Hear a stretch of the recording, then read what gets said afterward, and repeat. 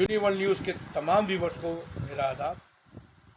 हमने पहला part release करा हौस काजी का, जो नाम चेंज करने की बात हो रही थी। पहले एपिसोड में हमने एक आर्टिकल लगाया था जिसमें ये बताया गया था कि नाम चेंज हो रहा है।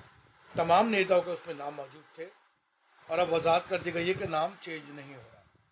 मेरे कई व्यूवर्स ने मुझे कॉल करा, हमें अप्रिशिएट करा और मैं उन सब का धन्यवाद करता हूँ। और उन्होंने कहा है कि जो कॉपी है वो आप क्लियर लगाएं, तो मैं उसकी कॉपी क्लियर लगाऊंगा अभी। और अब हम दिखाएंगे MIM के वो लोग जो पब्लिक के साथ कंधे से कंधा मिला के इलाके की आवाज़ बुलंद करते हैं। और हम आपको सुनाएंगे उबैद खान, जो एक सामाजिक कार्यकर्ता हैं, किसी तारुफ के मोहताज नहीं है और MIM से जुड़े हुए।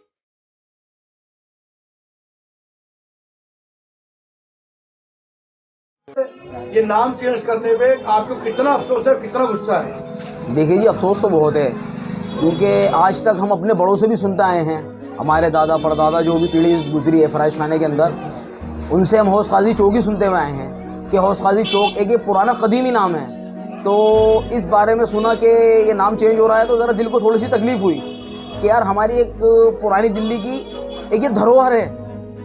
हौस काजी चौक जो है ये एक पुरानी दिल्ली का धरोहर, एक हिस्सा माना जाता है।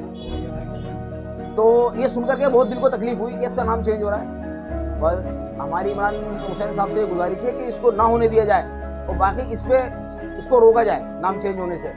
आज पूरा दिन MIM के ये जो ऑफिस है उबैद खान साहब का फराइश खाना में, क्योंकि यहाँ पर कोई ऐसी एक्टिविटी होती है जो समाज के लिए नुकसानदेह है, उसके लिए MIM की टीम, उबैद खान साहब की पूरी टीम तैयार होती है। और मैं बात कर रहा हूँ उबैद साहब की टीम से ही है। आप ये बताइए, जो आज ये सारा दिन ये यहाँ पर ये चला कि हौस काजी का नाम चेंज करा जा रहा है, इस पे आप क्या कहना चाहते हैं? आप जो ये नाम चेंज कर रहे हैं, आप अपना नाम चेंज करिए, पहली बात तो ये। दूसरी बात, अंग्रेजों ने ये नाम चेंज नहीं करा तो आप क्यों करोगे नाम चेंज? तो ये मुगलों के टाइम से नाम चला हुआ आ रहा है, क्या नाम है इसका, हौस काजी चौक। कभी आपके नाम है हिंदुस्तानी दवाखाने का नाम चेंज कर लो, कभी हौस काजी चौक का नाम चेंज कर लो। इससे फायदे क्या हो रही है? अरे काम की तरफ ध्यान दो, अपना काम जो भी आपको काम करना अपना काम करो, बेकार की चीजों में मत पड़ो अपनी। तहरीक चल रही है नाम बदलने की, कभी दवाखाने का नाम बदल जाता है, कभी चौक का बदल जाता है। इसके पीछे क्या हिंदुस्तान दिल्ली की रिवायत को ख़त्म करने की एक शुरुआत है, क्या कहना है आपको? अस्सलाम वालेकुम। ये आज से पहले तो कभी हमने सुना नहीं कि दिल्ली के अंदर ऐसा होता है कि पुरानी जगहों के नाम तब्दील कर देते हों। ये तो यहाँ के जब ये 10 साल से ये राज आया है, ये लोनी से जो लोग आए हैं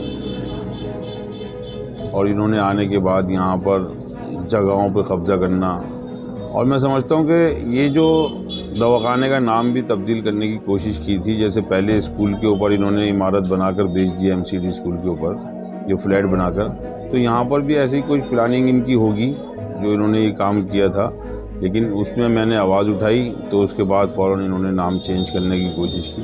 अब मैं ये बताना चाहता हूँ आपके चैनल के ज़रिए से कि ये जो लोग हौस काजी के जो वहाँ वार्ड 86 के जो काउंसलर हैं, जिनको ये कह रहे हैं कि इन्होंने मेरा नाम कार्ड में बिना मेरे पूछे डाल दिया और मुझसे मालूम भी नहीं किया, ना मुझसे रब्ता कायम किया, तो एक मंत्री को किसी सलाहकार की ज़रूरत नहीं होती क्या? अब जब सलाहकार आपके साथ चल रहे होंगे तो उनको पता होगा कि आपके कहाँ कहाँ प्रोग्राम लगे हुए हैं और उन प्रोग्रामों के बारे में आपको नॉलेज होगी और आपको पता होगा कि मेरा नाम इस कार्ड पर छपा हुआ है। अगर ऐसा है कि उन्होंने बिना पूछे आपके नाम डाला है, राकेश जो काउंसलर है, तो आप उसके ऊपर मानहानि का केस करें। ऐसे झूठी फर्जी जो बातें आप ज़बानी कह रहे हैं कि मुझे मालूम नहीं था, तो मैं समझता हूँ मंत्री जी भी कहीं ना कहीं झूठ बोल रहे हैं।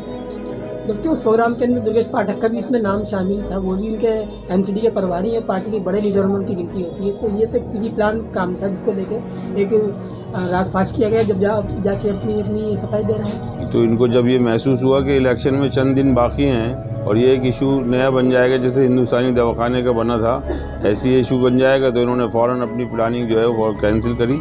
और इनको सब पता था, मंत्री महोदय झूठ बोल रहे हैं। इलेक्शन नज़दीक आते ही बलना असेंबली हल्के के अंदर सेहत के मैदान में काफ़ी काम किया जा रहा है, कहीं कहीं जगह जगह वार्ड क्लिनिक खोले जा रहे हैं, मोहल्ला क्लिनिक खोले जा रहे हैं। तो क्या ये अब से पहले नहीं थी और अभी क्यों किया जा रहा है? चुनावी टोपी है अलग आवाम को देने के लिए। ये आप लोगों को बताएं, लोगों से पूछे जा कर के, लोग बताएंगे आपको इस बारे में कि कितने मोहल्ला क्लिनिक यहाँ खुले हुए हैं और जो पहले ही क्लिनिक हैं एमसीडी के उसमें कितनी दवाइयाँ मुहैया हैं, वो यही भी लोग बताएंगे आपको। इसमें किसी से पूछने, किसी लीडर से पूछने की ज़रूरत नहीं है, किसी सामाजिक कारकुन से पूछने की ज़रूरत नहीं है। आप आवाम से जाके पूछें कि उनको कितने राहती काम इस इलाके के एमएलए और इस इलाके के काउंसलर वार्ड 90 के बल्ली मारन वार्ड से कितने लोगों के फैज़याब करा रहे हैं, उनको दवाइयाँ मिल रही हैं, उनको आराम मिल रहा है, उनके टेस्ट फ्री हो रहे हैं। ये सब आवाम बताएगी आपको। जिस तरह से भाजपा में बैठी हुई थी एमसीडी के अंदर, उसने कोई काम नहीं किया, आवाम को गुमराह कर रही है, वहीं कहीं ना कहीं लगता है कि वार्ड के अंदर भी असेंबली हल्के में भी आवाम के लिए कोई फला बहरिया काम नहीं हुआ, खाली एक चुनावी वादे करके और इफ्तिताह करके बात को ख़त्म किया जाए। मैं उसको तो बात बता रहा हूँ आपको कि यहाँ पर आप किसी से भी आप मालूम करेंगे तो आपको पता लगेगा कि ना दिल्ली सरकार ने काम किए हैं, ना भाजपा ने एमसीडी में काम किए हैं। आज दिल्ली सरकार दावे कर रही है सिवाय राशन बांटने के अलावा, सिवाय 200 यूनिट के अलावा कोई और ऐसा मुद्दा है जो दिल्ली सरकार ने किया हो? कोई भी ऐसा मुद्दा नहीं है, ना दिल्ली सरकार के पास है और ना ही एमसीडी में बीजेपी के पास है। एमसीडी चुनाव में इस मरतबा इत्तेहादुल मुस्लिमीन के आने से तीनों पार्टियों में खलबली मची, तो इसको लेके क्या कहना है आपका? क्या लगता है कि ये लोग इनके खैमा जन होने के लिए जा रहे हैं? देखिए, जब कुछ नज़र आता है कि सीटें जाती हुई नज़र आएंगी, अब यहाँ पर चीफ मिनिस्टर साहब को भी कुछ ऐसा महसूस हो रहा होगा, तो लग रहा है कि कहीं ना कहीं जो है परेशान तो हो ही रहे होंगे वो लोग, ऐसा तो नहीं है। और पार्टी जब दमखम से इलेक्शन लड़ेगी तो जीतेगी भी इंशाल्लाह।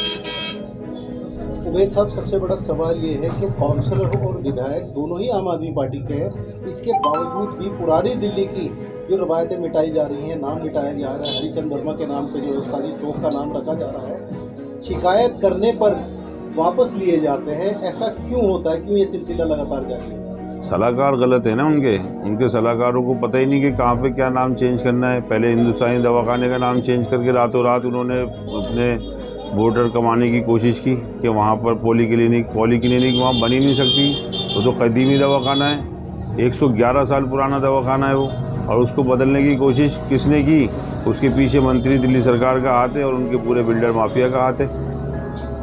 लॉकडाउन पीरियड में उप मुख्यमंत्री मनीष सिसोदिया ने ऐलान किया था जो बच्चे प्राइवेट स्कूलों में पढ़ते फीस ना देने के कारण अगर उनको टीसी नहीं दी जाती और वो गवर्नमेंट स्कूल में आना चाहते हैं तो उनको टीसी की आवश्यकता नहीं है, शिक्षा विभाग अपने आप ही उसको कवर करेगा। लेकिन ऐसा नहीं हुआ क्योंकि आम आदमी पार्टी दिल्ली की जो आवाम है उसको कहीं ना कहीं गुमराह करके गुमराही की तरफ ले जा रही है। ये तो आपने खुद ही सवाल किया, जवाब भी खुद ही दे दिया, क्योंकि गुमराही तो कर ही रही है वो आवाम को, और क्या कर रही है। 200 यूनिट फ्री हैं, अब यहाँ पर 200 यूनिट दे नहीं पा रहे, जो पंजाब में जाके 300 ही दिया।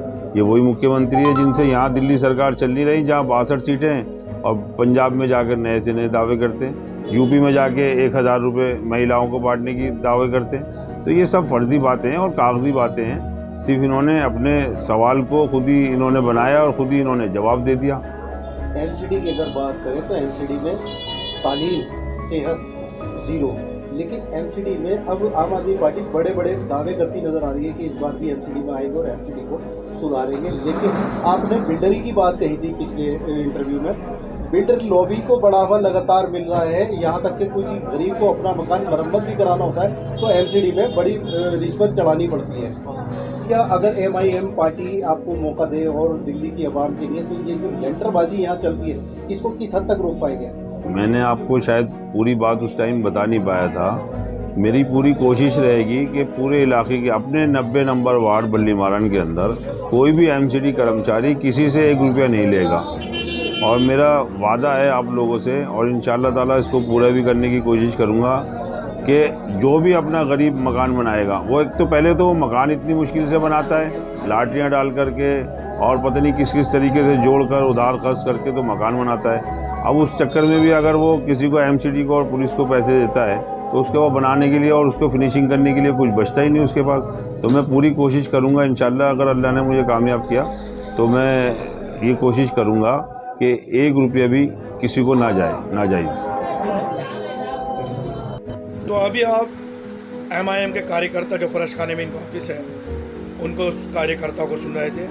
अभी उबैद खान साहब ने भी इस पूरे विवाद पे, जो विवाद हो रहा था हौस काजी नाम चेंज करने का, उस पर भी उन्होंने कटाक्ष किए हैं और आलोचना की है सरकार की कि वो किस तरह से काम कर रही है।